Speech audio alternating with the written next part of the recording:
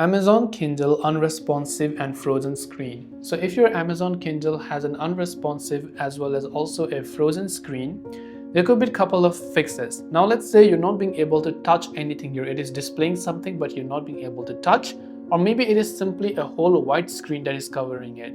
Now sometimes a white screen, which is a blank white screen, could indicate that your Kindle has run out of battery power. So you might actually want to try plugging in your Kindle to a charger. So just plug in your Kindle to a charger and just wait a couple of seconds and see if it helps you restart your Kindle. Now if it's not working, we have to try to force restart our Kindle. To force reset our Kindle, you have to press and hold the power button for at least 20 to 30 seconds.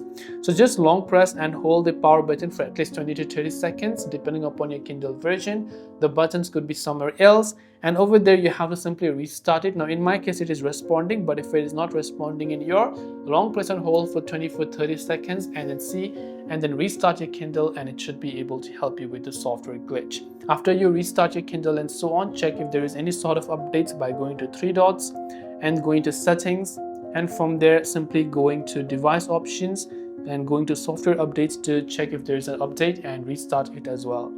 Hope this video helped you. If you have any questions, feel free to leave them down below. As always, thanks for watching and see you in the next video.